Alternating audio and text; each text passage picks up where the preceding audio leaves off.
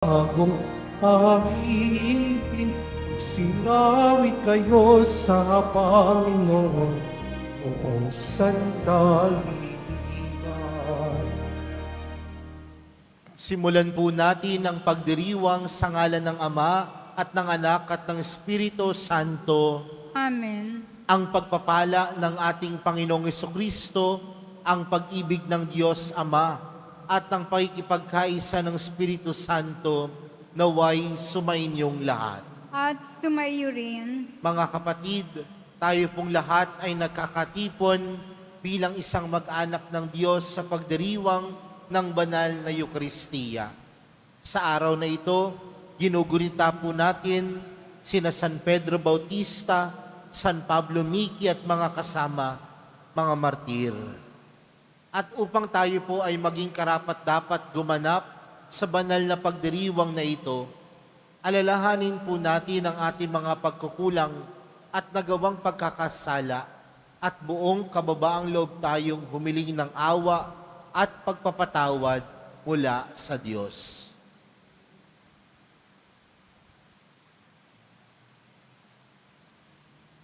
Sinugong tagapagpagaling sa mga nagsisisi, Panginoon, kaawaan mo kami.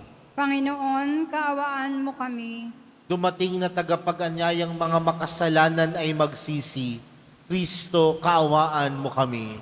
Kristo, kaawaan mo kami. Nakaluklok ka sa kanan ng Diyos Ama para ipamagitan kami.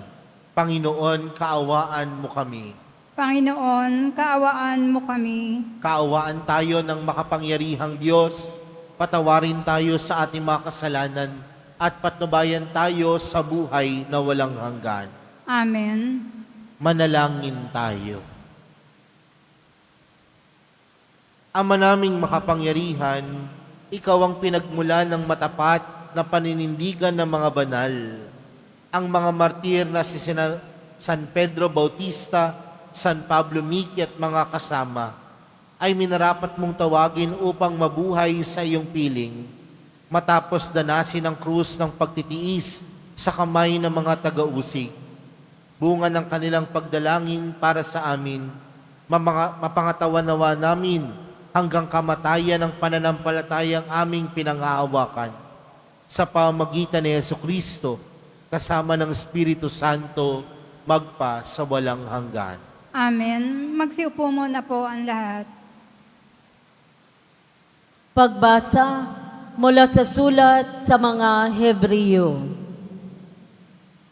Mga kapatid, hindi kayo lumapit gaya ng paglapit ng mga Israelita sa isang bundok na nakikita sa bundok ng Sinai na may nagliliyab na apoy, balot ng pusikit na kaliliman.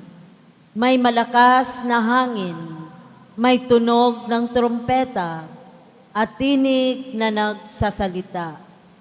Nang ang tinig na ito'y marinig ng mga tao, isinamo nilang tumigil iyon sa pagsasalita sa kanila. Talagang nakakakilabot ang kanilang natatanaw. Kaya pati si Moises ay nagsabi ng ganito, nanginginig ako sa takot. Ang nilapitan ninyo'y ang bundok ng Siyon at ang lungsod ng Diyos na buhay. Ang Jerusalem sa langit na kinaroroonan ng di mabilang na anghel. Lumapit kayo sa masayang pagkakatipon ng mga ibinilang na panganay na nakatala sa langit. Lumapit kayo sa Diyos na hukom ng lahat at sa mga espiritu ng mga taong banal na naroroon na sa dakong inilaan sa kanila ng Diyos. Lumapit kayo kay Jesus na tagapamagitan ng bagong tipan at sa dugong nabubo, na ang isinisigaw ay kaiba sa isinisigaw ng dugo ni Abel. Ang salita ng Diyos. Salamat sa Diyos. Awa mo'y nagunita ko sa loob ng iyong templo. Awa mo'y nagunita ko sa loob ng iyong templo. Dakila ang poon dapat papurihan, sa lungsod ng Diyos, bundok niya'y banal. Ang bundok ng Siyon, tahanan ng Diyos, ay dakong mataas at nakalulugod. Awa mo'y nagunita ko sa loob ng iyong templo. Bundok sa hilaga, nagalak ang dulot, sa lahat ng bansa nitong sansinukob. Sa piling ng Diyos, ligtas ang sinuman sa loob ng moob ng banal na bayan. Awa mo'y nagunita ko sa loob ng iyong templo. Sa banal na lungsod ay aming namasid, ang kaniyang ginawa na aming narinig. Ang Panginoong Diyos makapangyarihan, siyang mag-iingat sa lungsod na banal, iingatan niya magpakailanman. Awa mo'y nagunita ko sa loob ng iyong templo. Sa loob ng iyong templo, O Diyos, aming nagunita, pag-ibig mong lubos. Ika'y pinupuri ng lahat saan man, sa buong daigdig ang dakilay ikaw, at kung mamahala ay makatarungan. Awa mo'y nagunita ko sa loob ng iyong templo. Magsitayo na po ang lahat.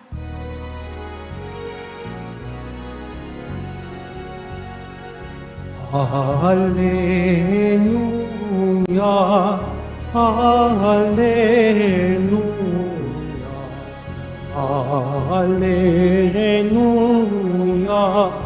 Hallelujah.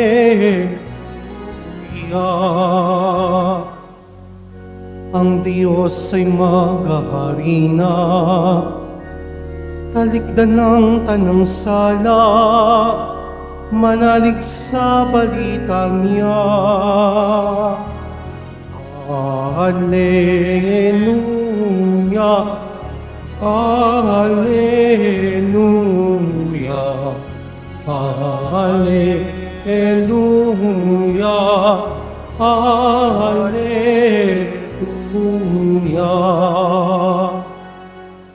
Sumainyo ang Panginoon. At sumaiyo rin Ang mabuting balita ng Panginoon ayon kay San Marcos. papuri sa iyo, Panginoon. Noong panahong iyon, tinawag ni Jesus ang 12 at sinugong 12. Binigyan niya sila ng kapangyarihang magpalayas ng masasamang espiritu at pinagbilinan sa inyong paglalakbay, huwag kayong magdala ng anuman maliban sa tungkod, ni pagkain, balutan, salapi sa inyong lukbutan, o bihisan ay huwag kayong magdala. Ngunit magsuot kayo ng panyapak. Sinabi rin niya sa kanila, at sa alinmang tahanan inyong tuluyan, manatili kayo roon hanggang sa pag-alis ninyo sa bayang iyon. Kung ayaw kayong tanggapin o pakinggan sa isang dako, umalis kayo roon at ipagpag ninyo ang alikabok ng inyong mga paa bilang babala sa mga taga roon. Kaya't humayo ang 12 at nangaral sa mga tao na pagsisihan nila at talikdan ng kanilang mga kasalanan. Pinalayas nila ang maraming demonyo sa mga inaalihan nito. Pinahira nila ng langis at pinagaling ang maraming may sakit. Mga kapatid, ang mabuting balita ng Panginoon. Pinupuri ka namin, Panginoong Hesukristo. Magsiupo muna po ang lahat. Magandang tanghali po sa inyong lahat. Pwede bang batiin ang katabi ng magandang tanghali? Mga kapatid, sa atin pong ibanghelyong napakinggan, si Jesus ay nagsugo sa kanyang 12 alagad. At sinugo niya po ang kanyang 12 alagad ng 12. At sabi po dito sa ating ebanghelyo, nang sinugo ni Jesus ang kanyang mga alagad, sila ay binigyan niya ng kapangyarihan. At anong klaseng kapangyarihan ang ipinagkaloob sa kanila ng Diyos? Sila ay may kakayanang magpalayas ng masasamang espiritu. Sila ay may kakayanang magpahayag ng salita ng Diyos. Sila ay may kakayanang marahil magpagaling ng mga may sakit. Ang pagsugo sa kanila ng Diyos ay pagkakaloob sa kanila ng kapangyarihang gawin ang mga bagay na ginagawa ni Jesus. Pero mapapansin din natin sa ating ebanghelyo, sa kabila ng pagbibigay po sa kanila ng kapangyarihan, may panawagan si Jesus sa kanila. At ano po ang panawagan sa kanila ni Jesus? Huwag kayong magdala ni anuman, ni lukbutan, balutan ng pagkain, salapi sa inyong lukbutan o bisan, ay huwag kayong magdala. Marahil isa itong kabalintunaan, pinagkakalooban ng kapangyarihan ni Jesus ang kanyang 12 alagad, pero hindi sila pinagdadala ng anuman. Para po itong isang sundalo na papupuntahin sa gera, pero hindi naman binibigyan ng armas. Pero tila may sinusunod o merong itinuturo sa atin si Jesus sa ebanghelyong ating napakinggan para sa araw na ito. Na ang tunay na kapangyarihan ay hindi matatagpuan sa kung anong kapangyarihang ipinagkakaloob ng mundo. Dito nga sabi, di ba, ano yung kailangan nilang wag dalin? Pagkain, balutan, salapi, lukbutan o bihisan. Ito yung mga tila nakikita nating kapangyarihang ipinagkakaloob ng mundo. Kapag ikaw ay may salapi, makapangyarihan ka. Kapag ikaw ay marahing ari-arian, makapangyarihan ka. Pero marahil ang tinuturo ni Jesus, mga kapatid, na ang tunay na kapangyarihan nagmumula lamang sa Diyos. Ang tunay na kapangyarihan nagmumula lamang sa mahal na pong Jesus Nazareno. Kaya mga kapatid, sa bawat paglalakbay natin, sa bawat na misyon na ginagampanan natin, sa bawat responsibilidad natin, sa bawat pagsunod natin sa mahal na pong Jesus Nazareno, isa lamang po ang mahalaga, ang kapangyarihan na ipinagkakaloob ng Diyos ang dapat na sumasa atin. Ang pagmamahal na ipinagkakaloob sa atin ng Diyos ang siyang ating tunay na kapangyarihan. Dahil ang kapangyarihan ng Diyos hindi nauubos. Ang kapangyarihan ng Diyos hindi nawawala. Dahil ang tunay na kapangyarihan sa Diyos lamang nagmumula. Pangalawang bagay, mga kapatid, marahil may tinuturo sa atin si Jesus. Ang tinuturo sa atin ni Jesus, kung sa Kanya nagmumula ang tunay na kapangyarihan, paano dapat natin ito tinatanggap sa buhay natin? Tinatanggap dapat natin ito ng may buong pagtitiwala. Kung buo ang kapangyarihang ipinagkakaloob ng Diyos, nangangahulugan, buo din dapat ang ating pagtitiwala sa Diyos. At kung buo ang ating pagtitiwala sa Diyos, wala na tayong dapat hahanapin pang iba. Ang paglalakbay ng mga alagad ay hindi naging madali. Napakadami nilang pagsubok. Marahil ang iba sa kanila ay tinanggihan pa ng ibang tao. Pero paano nila napaglalagpasan ang lahat ng bagay na ito? Dahil kailanman sa kanilang buhay, buo ang kanilang tiwala sa Diyos.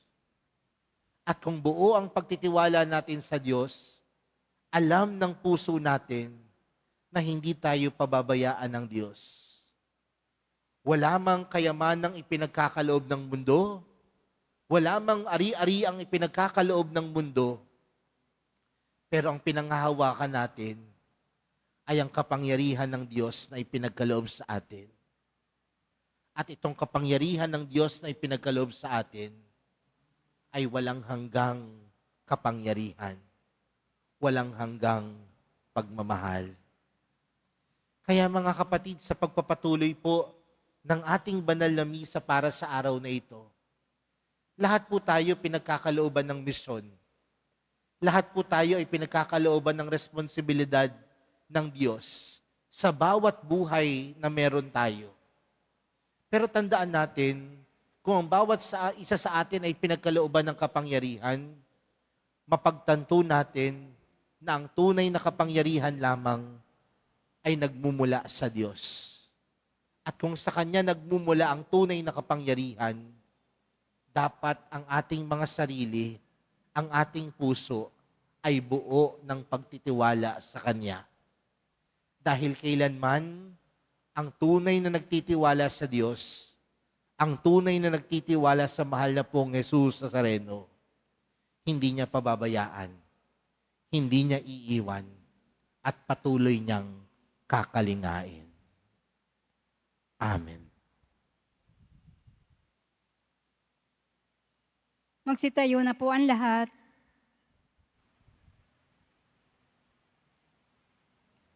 Minamahal kong mga kapatid, inaaniyahan tayo ng Diyos Ama upang maging mga lingkod niya sa pagpapalaganap ng mabuting balita ng kaligtasan.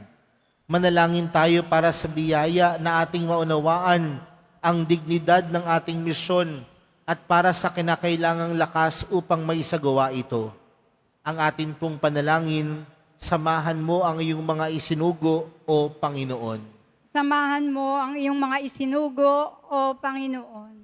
Ang naglalakbay na simbahan, naway higit na humikayat ng mga tao upang magbagong buhay sa pamamagitan ng pagiging saksi kay Hesus Kristo sa kanilang salita at gawa. Manalangin tayo. Samahan mo ang iyong mga isinugo o Panginoon. Ang mga misyonero na nagpupunyagi sa ibang bansa, naway biyayaan ng Diyos ng mayayamang ani. Manalangin tayo. Samahan mo ang iyong mga isinugo o Panginoon. Ang mga magulang, naway patuloy na magsumikap na ibahagi ang pananampalataya sa kanilang mga anak. Manalangin tayo. Samahan mo ang iyong mga isinugo o Panginoon. Sa mga taong nabibigatan sa mga kasawian sa buhay, naway maipakita nating lahat ang ating pag-aaruga, pakikiisa, pag-ibig, at pang-unawa. Manalangin tayo. Samahan mo ang iyong mga isinugo o Panginoon. Ang mga namatay, naway maging malaya sa mga alalahanin sa mundong ito at magkamit ng kasiyahan ng walang hanggang kapayapaan. Manalangin tayo. Samahan mo ang iyong mga isinugo o Panginoon. Sa ilang sandali ng katahimikan, ating ipanalangin ang iba pang mga pangangailangan ng ating pamayanan. Gayon din ang mga intensyon na inialay sa ating misa sa araw na ito. At isama rin natin ang ating mga pansariling kahilingan.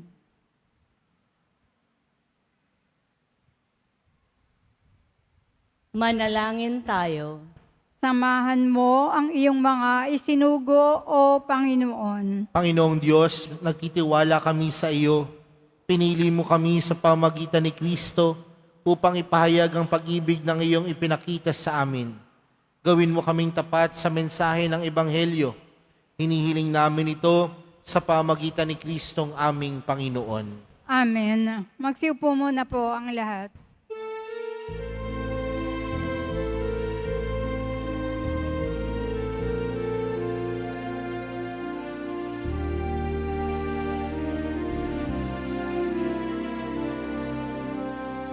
Maihawan ko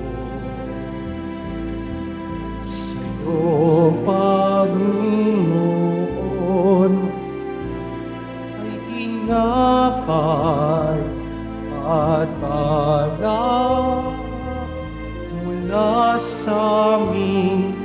kamay sa iyong kabutihan. Iniaalay ang tinapay at alak sa lisag ng aming buhay. Magsitayo na po ang lahat. Manalangin po kayo mga kapatid upang ang paghahain natin ay kalugdan ng Diyos amang makapangyarihan. Tanggapin nawa ng Panginoon itong paghahain sa iyong mga kamay, sa kapurihan niya at karangalan, sa ating kapakinabangan at sa buong sambayanan niyang banal. Ama naming lumikha, tanggapin mo ang mga alay na aming inihahain. Ngayong ginugunita namin ang mga banal na martir at ipagkaloob mong aming sambahin ang ngalan mo nang may katatagan sa pamagitan ni Hesukristo kasama ng Espiritu Santo magpa sa walang hanggan. Amen. Sumayin niyo ang Panginoon. At sumaiyo rin. Itaas sa Diyos ang inyong puso at diwa. Tinaas na namin sa Panginoon. Pasalamatan natin ang Panginoong ating Diyos. Marapat na siya ay pasalamatan. Ama naming makapangyarihan, tunay ngang marapat na ikaw ay aming pasalamatan. Ngayong aming kagalakan na sina San Pedro Bautista, San Pablo Miki at mga kasama ay parangalan. Sila'y kapanalig naming may paninindigan na ikaw ay ipahayag kahit sila'y mamatay. Sapagkat minarapat mong kanilang matularan ang iyong anak na naghain ng sariling buhay. Tulad ng naganap sa iyong anak, ang dugo ng mga martir ay dumanak, hindi dahil sa katatagang likas, kundi dahil sa iyong bigay na lakas. Kaya kaisa ng mga anghel na nagsisiawit ng papuri sa iyo, nang walang humpay sa kalangitan, kami nagbubunyi sa iyong kadakilaan.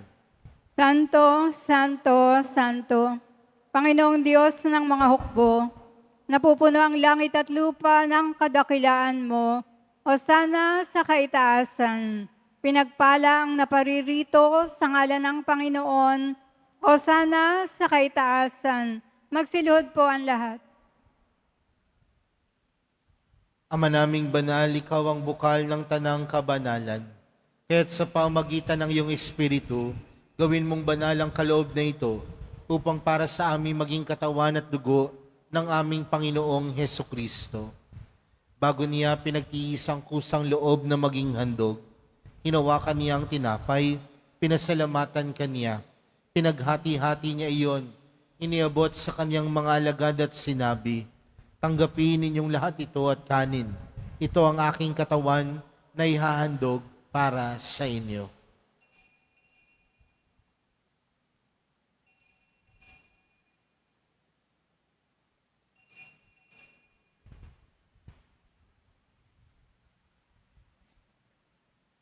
Gayon din naman noong matapos ang hapunan, hinawakan niya ang kalis, muli kanyang pinasalamatan, iniabot niya ang kalis sa kanyang mga alagad at sinabi, tanggapin ninyong lahat ito at inumin.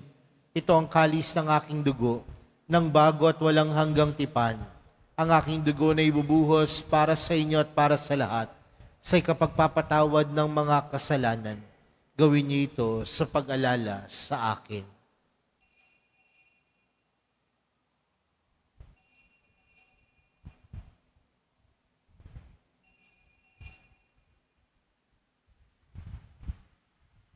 Magsitayo na po ang lahat. Ipagbunyi natin ang misteryo ng pananampalataya. Si Kristo'y namatay, si Kristo'y nabuhay, si Kristo'y babalik sa wakas ng panahon. Ama, ginagawa namin ngayon ang pag-alala sa pagkamatay at muling pagkabuhay ng iyong anak. Kaya't inaalay namin sa iyong tinapay na nagbibigay buhay at ang kalis na nagkakaloob ng kaligtasan. Kami nagpapasalamat dahil kami iyong minarapat na tumayo sa harap mo para maglingkod sa iyo. Isinasama namin kaming magsasalo-salo sa katawan at dugo ni Kristo ay mabuklod sa pagkakaisa sa pamagitan ng Espiritu Santo. Ama, lingapin mo ang iyong simbahang laganap sa buong daigdig. Puspusin mo kami sa pag-ibig kay San Francisco na aming Papa at ni Jose na aming Obispo at ng Tanang Kaparian. Alalahanin mo rin ang mga kapatid naming nahimlay nang may pag-asang sila'y muling mabubuhay, gayon din ang lahat ng mga pumanaw.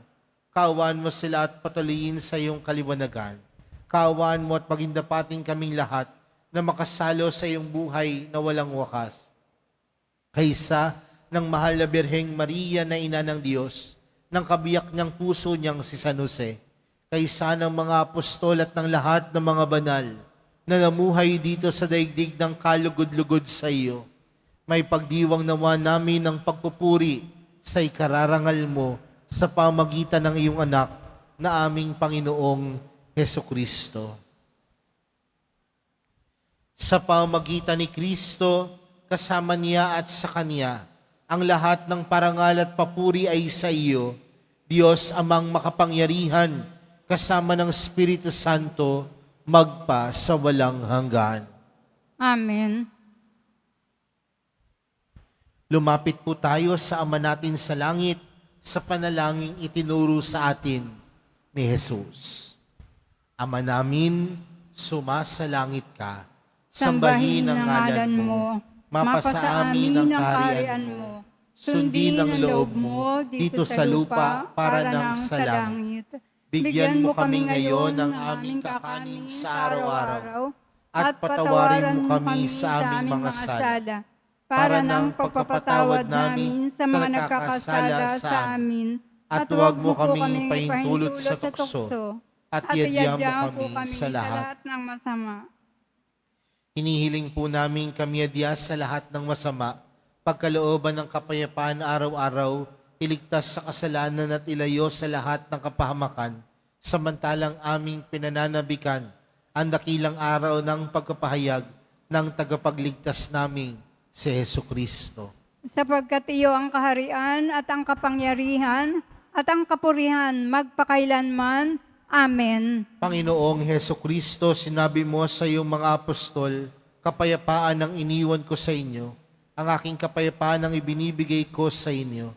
Tunghayan mo ang aming pananampalataya at huwag ang aming pagkakasala. Pagkalooban mo kami ng kapayapaan at pagkakaisa ayon sa iyong kalooban, kasama ng Espiritu Santo, magpa sa walang hanggan.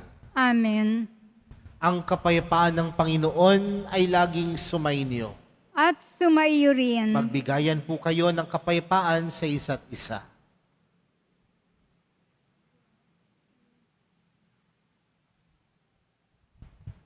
Kordero ng Diyos na nag-aalis ng mga kasalanan ng sanlibutan, maawa ka sa amin. Kordero ng Diyos na nag-aalis ng mga kasalanan ng sanlibutan, maawa ka sa amin. Kordero ng Diyos na nag-aalis ng mga kasalanan ng sanlibutan, ipagkaloob mo sa amin ang kapayapaan. Magsiluhod po ang lahat. Narito po si Jesus, ang Kordero ng Diyos. Siyang nag-aalis ng kasalanan ng sanlibutan, mapalad ang mga inaaniyahan sa kaniyang piging. Panginoon, hindi ako karapat-dapat na magpatuloy sa iyo, ngunit sa isang salita mo lamang ay gagaling na ako.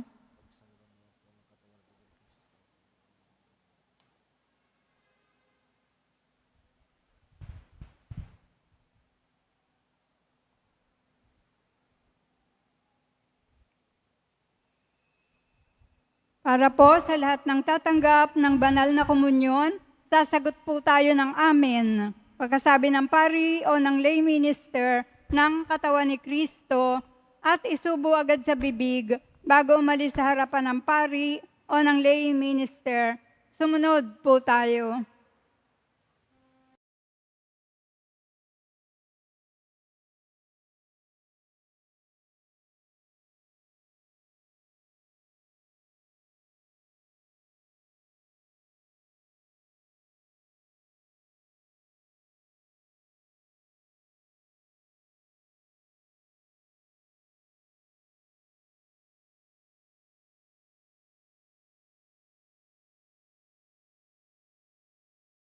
Magsitayo na po ang lahat. Manalangin po tayo. Ama naming mapagmahal, pinaningning mo ang misteryo ng krus sa mga martir mong banal. Ipagkaloob mo kaming pinatatag ng banal na paikinabang ay makapanatiling matapat kay Kristo sa pagmamalasakit sa tanan, sa pamamagitan niya kasama ng Espiritu Santo magpa sa walang hanggan. Amen. Sumainyo ang Panginoon, At sumaiyo rin. mahal na pong Jesus Nazareno, inihayag mo sa pamagitan ng krus ang walang maliw na pag-ibig ng Diyos sa sangkatauhan. Pakinggan mo ang kahilingan lalo na para sa mga nangangailangan ng iyong tulong at awa. Makamtanawa namin ang iyong kasagutan na may utang na loob na tinatanaw. Basbasan din po ninyo itong mga imahen at dasalan upang lalo kaming manalangin at magtiwala. Sa pamamagitan ng bendisyon na ito, naway lalo kaming maging mapaglingkod, masunurin na tapat sa iyo na aming maluwalhating Panginoon magpa sa walang hanggan. Amen. At pagpalain po kayong lahat ng makapangyarihan at maawaing Diyos, Ama, Anak, at ng Espiritu Santo. Amen. Humayo kayong taglayang kapayapaan ng Poong Jesus Nazareno. Salamat sa Diyos.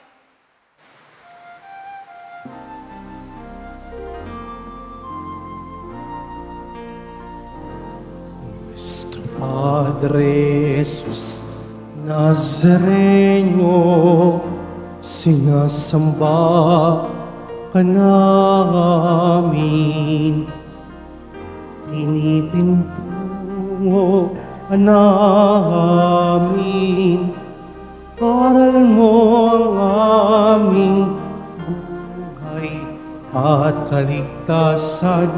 Nuestro Padre Jesus Nazareno, iligtas mo kami sa kasalanan. Ang krus mo kinamatayan ay sagisag ng aming kaligtasan. Nuestro Padre Jesus Nazareno, dinarangal namin. Nuestro Padre Jesus Nazareno, walhati ka namin. Nuestro Padre Jesus Nazareno, dinarangal ka namin. Nuestro Padre Jesus Nazareno, ninunwalhati namin.